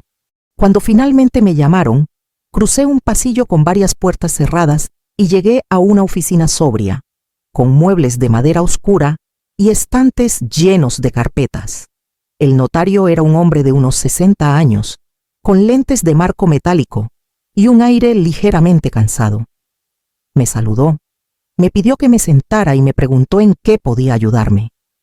Saqué la carpeta de mi bolso y se la entregué. «Quiero cambiar mi testamento», dije sin rodeos. Él asintió, como quien escucha algo habitual. «¿Desea agregar algún bien, cambiar porcentajes, incluir a otra persona?», preguntó. Tragué saliva. «Quiero quitar a mi hija como heredera», respondí, «y dejar mis bienes a otras personas, a otras causas». El notario me miró por encima de los lentes, como si estuviera acostumbrado a escuchar disputas familiares, pero aún así, buscara entender el contexto. «¿Está segura de esto, señora?», preguntó con tono neutro. «Es una decisión importante. ¿Hay algún conflicto reciente?». Podría haberle contado todo. La boda, la caída, el grito, el hospital, la conversación sobre el dinero. Pero no quise convertir aquella oficina en un confesionario. Solo asentí. «Estoy segura», dije. «No es una decisión impulsiva. Es consecuencia de muchas cosas». Él no insistió. Me preguntó a quién quería designar como beneficiario. Sentí un pequeño vacío al no tener una respuesta inmediata. Durante años mi mundo giró alrededor de una sola persona. Pensar en alguien más llevaba tiempo. «Quiero dejar una parte a una asociación que ayuda a madres solteras», dije. «Una que de verdad trabaje con mujeres que están sacando adelante a sus hijos sin apoyo. Y otra parte, quiero dejársela a una persona que no es de mi familia, pero que estuvo ahí cuando nadie más lo estuvo». El notario tomó notas. «Necesitaré los datos de la asociación», explicó. «Y de la persona», asentí. «Tengo que buscar bien la información de la asociación», respondí. «Pero de la persona puedo darle ya su nombre completo. Se llama Mariela López. Trabaja de mesera en un salón de eventos». Mientras lo decía, recordé el momento exacto en que ella se agachó a mi lado, con el mandil y la charola, y me habló con más humanidad que mi propia hija. No era por el gesto en sí, sino por todo lo que representaba. Una desconocida, reconociendo mi dolor donde la sangre no lo hizo. El notario siguió haciendo preguntas técnicas, me explicó el proceso, me habló de firmar, de testigos, de la validez legal. Yo asentía, un poco abrumada por tantos términos, pero decidida. En un momento, sacó mi testamento anterior y lo puso frente a mí. «Aquí está el documento anterior», dijo. «Lo estamos cancelando para que el nuevo lo sustituya. ¿Desea conservarlo o que lo destruyamos?». Tomé el papel entre las manos. reconocí mi firma al final, al lado de la fecha. Pensé en la mujer que había firmado eso años atrás, con la esperanza casi ingenua de que su hija, al recibirlo algún día, vería en él una prueba de amor. Cerré los ojos un segundo y luego devolví el documento al notario. «Destrúyalo», dije. «Esa Elena ya no existe». No sé si entendió el peso de mis palabras, pero asintió y guardó el papel en una carpeta aparte. Después de un rato más de trámites, elaboró el Nuevo Testamento. Me lo leyó en voz alta, un párrafo tras otro, con su tono profesional. Escuché mi nombre, la descripción de la casa, del terreno, de la cuenta de ahorros. Luego, escuché el nombre de la asociación que, después de preguntar y averiguar, había elegido. Un lugar sencillo, sin fama, que realmente apoyaba a mujeres con historias parecidas a la mía. Por último, escuché el nombre de Mariela con todos sus datos ya asentados. Cada vez que mencionaba uno de esos nombres, sentía algo parecido a la paz. Firmé al final, con la mano un poco temblorosa, pero segura. Los testigos, 2 empleados de la notaría, también firmaron. El notario estampó su sello. El sonido del sello al golpear el papel me pareció casi simbólico, como un martillo cerrando un ciclo. Salí de la notaría con una copia en mi bolso y la sensación extraña de haber hecho algo que muchas personas juzgarían sin conocer la historia. Imaginé los comentarios futuros, que cómo era posible que una madre desheredara a su única hija, que qué clase de resentimiento debía de tener. Pero ninguno de esos juicios venía de labios que hubieran pronunciado «vas a arruinar mi día», mientras yo estaba de rodillas en el suelo, con la presión por los cielos. Ninguno de esos juicios venía de personas que hubieran preguntado, en medio de una recuperación, si pensaba usar el dinero del seguro para pagar una fiesta. Ese día, al llegar a casa, me senté en la mesa de la cocina con el testamento delante de mí. No sentía alegría exactamente, pero sí una especie de alivio silencioso. Había hecho algo por mí, no por capricho, sino por justicia. Por primera vez, mi última voluntad estaba alineada con lo que yo consideraba correcto para mi propia historia, y no solo con lo que los demás esperaban de mí. Los días siguientes, Valeria no vino a verme. Mandó algunos mensajes breves, más bien para preguntar si ya me sentía normal y para comentar detalles sueltos de la boda. Que las fotos habían salido muy bonitas, que todos habían dicho que fue un evento inolvidable, que ya estaban pensando en una luna de miel más adelante, cuando las cuentas se estabilizaran. En ningún momento preguntó si necesitaba algo para mis estudios médicos, ni me ofreció ayuda económica o compañía para las próximas citas. Por extraño que parezca, esa distancia me facilitó continuar con el proceso de separarme emocionalmente de la idea de que era mi obligación entregarle todo. Empecé, poco a poco, a hacer cambios. Reduje algunas jornadas de trabajo más pesadas, aunque eso significara ganar menos. Acepté que mis rodillas no podían con tantas escaleras, que mis manos ya no eran las de antes. Comencé a ir a revisiones periódicas al centro de salud, a seguir la dieta que me recomendó el médico, a tomar mis medicinas sin saltarlas. En ese proceso, me encontré con otras mujeres en la sala de espera, viudas, divorciadas, madres solteras, abuelas criando nietos. Comenzamos a hablar, a compartir historias, a darnos consejos. Descubrí que no estaba sola, que había toda una generación de mujeres que habían sido educadas para dar sin medida y que ahora estaban aprendiendo, a golpes, a pensar un poco en sí mismas. Un día, mientras regresaba del doctor, pasé frente al salón de eventos donde fue la boda. Estaban desmontando la decoración de otra fiesta. Vi a varias personas con mandiles negros cargando sillas, doblando manteles, recogiendo basura. Me acerqué con cierta timidez y pregunté por Mariela. Una de las muchachas me señaló hacia el interior. La vi salir con una charola vacía, el cabello recogido en una coleta, el mismo mandil de aquella noche. Cuando me reconoció, se sorprendió. Se apresuró a acercarse. «Señora Elena, ¿cómo está?», preguntó con una sonrisa sincera. Me tenía preocupada. No supe más de usted después de que se la llevaron al hospital. Le conté, con calma, que la presión había estado muy alta, que ya estaba en tratamiento, que tenía que cuidarse. Ella murmuró qué bueno que se lo tomara en serio, y me dio unas palmadas leves en el brazo. Hubo un silencio breve, en el que pensé si debía o no decir lo que había hecho en la notaría.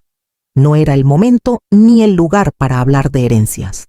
Así que simplemente le agradecí de nuevo por haberme ayudado esa noche, por haber visto a una persona donde otros solo vieron un problema. No fue nada, respondió. Cualquiera hubiera hecho lo mismo. Sabía que no era cierto. No cualquiera se agacha al lado de una extraña cuando todos los demás están ocupados, mirando hacia otro lado para no incomodarse. Pero no discutí. Nos despedimos con un apretón de manos y me fui, con la sensación de que, al menos, parte de mi decisión estaba en buenas manos. Pasaron los meses. Valeria y Diego se mudaron a un departamento más cerca de la zona donde trabajaban. Nos veíamos de vez en cuando, más por costumbre que por verdadero interés. Las visitas eran breves y superficiales. Hablaban de sus proyectos, de sus planes de cambiar de coche, de los viajes que querían hacer. Rara vez preguntaban por mis citas médicas. Yo, por mi parte, había dejado de mencionar la noche de la boda. No porque la hubiera olvidado, sino porque había entendido que para ellos esa era una anécdota incómoda, no una herida. Con el tiempo empecé a colaborar de manera discreta con la asociación a la que había dejado parte de mis bienes, no solo a través de la futura herencia, sino también aportando lo poco que podía dar en vida. Algunas horas ayudando en su oficina, hablando con mujeres más jóvenes que yo, contándoles lo importante que era no perderse de sí mismas en el camino de cuidar a otros. Era curioso, pero en esas conversaciones me escuchaba decir cosas que, de haberlas sabido antes, quizá me habrían ahorrado años de dolor. Nunca le hablé a Valeria del Nuevo Testamento, no porque quisiera que fuera una sorpresa, sino porque sabía que, en el estado en que estaba nuestra relación, esa conversación se convertiría en una pelea que yo ya no tenía energía para sostener. De alguna forma, pensaba que el documento hablaba por sí solo y que cuando llegara el momento, sería la última lección que la vida le daría a través de mí. Esa lección llegó algunos años más tarde, en un momento en el que yo ya había aceptado, con serenidad, la fragilidad de mi cuerpo. Pero esa parte de la historia, el día en que Valeria descubrió que su nombre ya no estaba donde siempre había creído que estaría, es un capítulo aparte. Lo que importa por ahora es que la decisión que tomé sentada en aquella notaría, con el corazón aún dolido por sus palabras, marcó una línea definitiva entre la madre que yo había sido y la mujer que al fin empezaba a ser por sí misma. La lección de la que hablo llegó unos años después, cuando las cosas ya no eran tan nuevas ni tan brillantes para Valeria y Diego. El matrimonio, como suele pasar, dejó de ser solo fotos bonitas y fiestas, y se convirtió en cuentas, responsabilidades y problemas que no aparecen en las revistas. Yo seguía viviendo en la misma casa de siempre, con mis rutinas nuevas, mis medicinas, mis caminatas cortas, mis visitas al médico y mis tardes ayudando cuando podía en la Asociación de Madres Solteras. Mi vida se había hecho más lenta, pero también más mía. Valeria me visitaba poco. A veces pasaban semanas sin que la viera, y cuando al fin aparecía, era más para contarme lo cansada que estaba, lo injusto que era su jefe, lo caro que estaba todo. Yo la escuchaba, pero notaba que, incluso cuando se quejaba, no había espacio en su discurso para preguntarme si necesitaba algo, si había podido pagar mis análisis, si me sentía sola. Empecé a aceptar que, en la lista de prioridades de mi hija, yo estaba relegada a un lugar cómodo pero distante, algo así como una nota al pie de página. Un día, mientras estaba sentada en la sala leyendo un folleto de la asociación, sonó el teléfono fijo. Era raro que sonara. La mayoría de la gente usaba el celular. Contesté, pensando que quizá era una llamada equivocada. Al otro lado, la voz de Valeria sonaba tensa. «Mamá, ¿puedes venir a la casa este fin de semana?», preguntó sin demasiada introducción. «Tenemos que hablar contigo de algo importante. Es serio. Esa frase, tenemos que hablar contigo, me provocó una punzada de inquietud. Antes, esas palabras habrían significado que necesitaba un consejo, un abrazo, un plato de comida caliente. Ahora, temí que tuvieran más que ver con números que con sentimientos. Aún así, acepté. El sábado tomé un camión hasta su departamento, llevando en la bolsa una pequeña bolsa de pan dulce que había comprado en la esquina. Viejas costumbres. Llegar con algo en las manos, como si así justificara mi presencia. Cuando llegué, noté el ambiente enrarecido. El departamento, que antes me había parecido lleno de cosas nuevas, de muebles modernos y aparatos brillantes, tenía ahora un aire de desorden cansado. Había papeles sobre la mesa, cajas apiladas en una esquina, tazas de café a medio terminar. Diego estaba ahí, serio, con el ceño fruncido. Valeria caminaba de un lado a otro como si no encontrara dónde sentarse. «Siéntate, mamá», dijo, señalando la silla frente a ellos. Me senté, apoyando las manos en las rodillas para ocultar el ligero temblor que me provocaba esa atmósfera. Esperé a que hablaran. Diego carraspeó. «Mire, señora Elena», empezó, con esa formalidad distante que nunca consiguió quitarse conmigo. «La situación no está bien. La empresa donde trabajo hizo recortes. Me bajaron el sueldo. Valeria también ha tenido problemas en la oficina. Nos hemos atrasado con algunos pagos. El banco está presionando por la tarjeta de crédito y la renta de este lugar es muy alta». Yo escuchaba con el corazón apretado, pero sin sorprenderme del todo. Sabía que vivían al límite, que les gustaba aparentar una estabilidad que no siempre correspondía a la realidad. «¿Y en qué puedo ayudar yo?», pregunté suavemente. Valeria tomó la palabra. «Estuvimos pensando», dijo, jugando con sus manos, «que en lugar de seguir tirando dinero en renta, podríamos mudarnos a tu casa por un tiempo, mientras nos estabilizamos. Diego dice que sería lo más sensato. Es una casa grande para que vivas sola. Podríamos hacer arreglos, modernizarla, incluso usarla como garantía para un crédito y poner un pequeño negocio. Al final, de todas maneras va a ser mía, mamá. Siempre dijiste que esa casa sería mi herencia». Ahí estaba, clara como el sol. Para ellos, mi hogar no era solo un lugar donde yo vivía. Era un recurso, una solución a sus problemas. Una ficha más en el tablero. Sentí un mareo leve, distinto al de la boda. No era físico, era emocional. Durante años, yo también había visto esa casa como algo que sería para Valeria. Pero ahora, sabiendo lo que sabía, ese discurso me pesó. «Las cosas han cambiado un poco desde que dije eso», respondí despacio. Valeria frunció el ceño.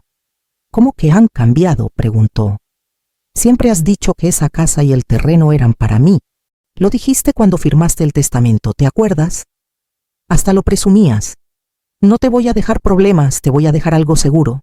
Respiré hondo. Había llegado el momento que había imaginado tantas veces y que tantas veces había pospuesto. No quería ser cruel, pero tampoco seguir alimentando una mentira. «Valeria», dije mirándola a los ojos, «hace años que cambié el testamento». El silencio que siguió fue denso. Podía escucharse el ruido lejano del tráfico, una televisión encendida en algún departamento vecino, el zumbido del refrigerador. Valeria parpadeó, como si no hubiera entendido bien. «¿Cómo que lo cambiaste?», repitió, con una risa nerviosa. «¿Qué cambiaste?». «Todo», respondí. «Ya no eres la heredera de la casa, ni del terreno, ni de mis ahorros». Ella se quedó inmóvil, con la boca entreabierta como si hubiera recibido una bofetada invisible. Diego se tensó en su silla. «No puede ser», dijo ella, al fin. «Estás bromeando. ¿Por qué harías algo así? Soy tu única hija». Pasé la lengua por los labios secos, tratando de ordenar las palabras. «Lo hice después de tu boda», expliqué. «Después de que me caí en medio del salón y tú me gritaste que iba a arruinar tu día. Después de que preferiste preocuparte por la imagen de tu fiesta que por tu madre, con la presión por los cielos. Después de que viniste a mi casa a preguntarme qué iba a hacer con el dinero del seguro, no por mi tratamiento, sino para pagar lo que faltaba de la boda. Ese día entendí que el amor sin respeto no es amor, es costumbre. Y yo había vivido demasiados años acostumbrándote a que todo girara alrededor de ti. Valeria se puso roja, primero de vergüenza, luego de rabia. Eso fue hace años, replicó. Estaba sensible, yo estaba nerviosa. Dije cosas que no debía, pero no es para tanto. ¿Vas a desheredar a tu propia hija por unas palabras en un mal momento? No fueron solo palabras, respondí. Fueron actitudes, fueron decisiones, fue el conjunto de todo. Eres mi hija, sí, pero eso no te da derecho a dar por sentado mi vida, mi salud, mis bienes, y mucho menos a tratarme como si yo fuera un obstáculo, una vergüenza. Diego intervino, intentando poner orden. Mire, señora, quizá esto se está calentando de más. Lo que Valeria quiere decir es que se ha equivocado, como cualquiera. Pero la sangre es la sangre. La familia es la familia. Legalmente, ¿es posible revertir eso del testamento?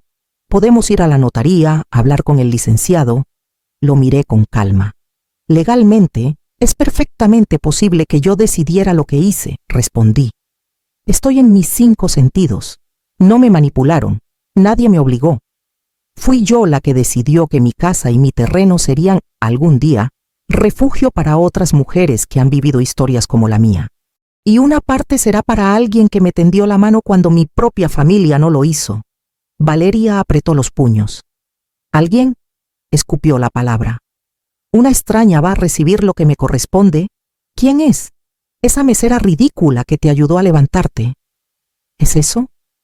¿Vas a dejarle mi herencia a una desconocida y a un montón de mujeres que ni siquiera conoces? Me dolió la forma en que habló de ellas, de esas mujeres que en el fondo eran espejos de mi propio pasado. No son un montón de mujeres, dije. Son madres que, como yo, se han partido el alma para sacar a sus hijos adelante. Y sí, una de ellas se llama Mariela, y ese día en el salón me trató con más respeto y compasión que tú. No es ridícula, es digna. Valeria se levantó de golpe tirando la silla hacia atrás. No lo puedo creer, dijo, con los ojos llenos de lágrimas, pero no de tristeza, sino de orgullo herido. Toda mi vida escuchando que esa casa era para mí, aguantando tus historias de sacrificios, tus recuerdos de pobreza, tus sermones sobre todo lo que hiciste por mí. Y ahora resulta que al final vas a quedar como la heroína que ayuda a las madres solteras y yo como la hija mala, la egoísta. Qué conveniente. Me levanté también, despacio, apoyando las manos en la mesa para equilibrarme. Sentí el latido en las sienes, pero esta vez no era solo la presión. Era el peso de una verdad que por fin estaba siendo pronunciada. No necesito quedar como heroína, Valeria, dije. He cometido errores como madre. Te sobreprotegí. Te di demasiado. No te enseñé a valorar los límites. Pero hay algo que ya no estoy dispuesta a permitir. Que me uses. Ni en vida, ni después de muerta. No te estoy castigando. Solo estoy reconociendo con un papel firmado lo que ya era un hecho en la práctica, que mi vida y tus prioridades no van por el mismo camino. Ella respiraba agitadamente. Diego la miraba, sin saber bien de qué lado ponerse. Entonces, ¿qué se supone que hagamos? Preguntó con un tono entre desafío y desesperación. Que nos arreglemos solos, aunque tú tengas una casa grande y nosotros estemos llenos de deudas. Eso se llama ser adultos, respondí sin dureza, pero sin suavizar. Yo lo fui desde los 20, cuando tu padre se fue y tuve que aprender a arreglármela sola con un bebé en brazos. Nadie me heredó nada, nadie me rescató. Lo que tengo, lo construí trabajando.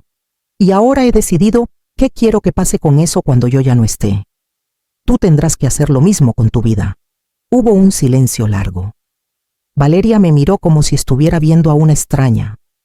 Tal vez, en cierto modo, lo era. La madre que siempre decía que sí, que siempre se ofrecía primero, que siempre estaba disponible, se había ido sin hacer ruido. En su lugar, había una mujer mayor, cansada, pero lúcida, dispuesta a cuidarse por primera vez. No quiero volver a hablar de esto, dijo ella, al fin, con la voz temblorosa. Si algún día quieres cambiar de opinión, ya sabes dónde estamos. Pero no esperes que entienda esta traición. Me dolió esa palabra. Traición. Para ella, el hecho de que yo pusiera mis necesidades y mi criterio por encima de sus expectativas era una traición. Para mí, la traición había sido su indiferencia, su cálculo frío, su incapacidad de verme como algo más que una proveedora. No es una traición, contesté en voz baja. Es una consecuencia. No hubo abrazos al despedirme. Diego, por compromiso, me acompañó hasta la puerta y murmuró un «Cuídese». Valeria ni siquiera salió del comedor. Volví a casa con el corazón pesado, pero, extrañamente, no confundido. Sabía que lo que había hecho dolía y que seguiría doliendo. Pero había una parte de mí, muy adentro, que respiraba más libre. Con el tiempo, las visitas se hicieron aún más esporádicas. Hubo llamadas en cumpleaños, mensajes en fechas importantes, pero nada profundo. Nuestra relación se volvió una serie de contactos superficiales, como si mantuviéramos una línea delgada para no romper del todo el lazo de sangre. A veces me preguntaba si había exagerado, si debería haber buscado un punto medio. Pero cada vez que mi mente se iba por ese camino, recordaba la noche de la boda, el suelo frío, la copa rota, la voz de mi hija gritando que yo estaba arruinando su día, mientras mi cuerpo me avisaba que estaba al borde del colapso. Los años pasaron. Mi salud se mantuvo frágil, pero bajo control.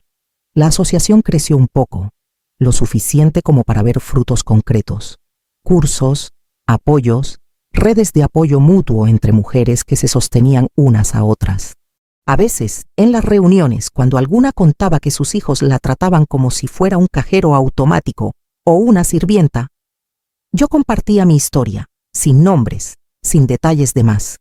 Solo decía que, un día, después de una humillación pública, había entendido que seguir amando no significaba seguir entregando todo sin medida. Un amanecer, muchos años después de aquella caída en el salón, me desperté con el cuerpo más pesado de lo normal. La respiración me costaba, las manos me temblaban. Supe, con esa intuición que solo tiene quien ha vivido al límite, que algo importante se acercaba. Llamé a la ambulancia. En el hospital, mientras los doctores iban y venían, mientras me conectaban a aparatos, pensé en mi vida. No en la boda, no en el testamento, sino en la muchacha de 20 años que empezó todo, asustada y decidida al mismo tiempo. Si esa muchacha hubiera podido verme ahora, tal vez se habría sorprendido de que, al final, no fueron los sacrificios por otros lo que me definieron, sino la decisión tardía, pero firme, de no seguir sacrificándome a cualquier precio. No sé cuánto tiempo más viviré. Nadie lo sabe. Lo que sí sé es que cuando ya no esté, Valeria se enfrentará a la realidad de un documento que no la nombra como heredera de todo. Quizá llame a la notaría indignada. Quizá diga que no es justo, que una madre no debe hacer eso. Tal vez me culpe frente a otros. Diga que me volví rencorosa en la vejez. Pero también sé que en algún rincón de su memoria volverá a la imagen de mí en el suelo de su boda, a sus propias palabras, a sus propias decisiones. Y quizá entonces, no sé cuándo ni cómo, entienda que las herencias no se pierden de un día para otro. Se desgastan con cada falta de respeto, con cada gesto de egoísmo, con cada oportunidad desperdiciada para cuidar a quien te cuidó. Yo, por mi parte, ya hice lo que sentía justo. No sé si el mundo me verá como una madre cruel o como una mujer valiente. Ese juicio no me pertenece.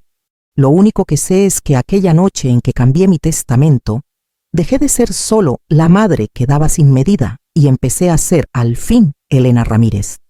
Una mujer que decidió respetarse, aunque eso significara perder a su hija en el papel, mucho antes de perderla en la sangre.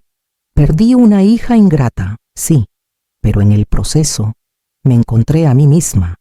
Y, aunque el precio haya sido alto, por primera vez siento que este día, este pequeño espacio en el que cuento mi historia, no lo estoy arruinando para nadie. Es simplemente mi día.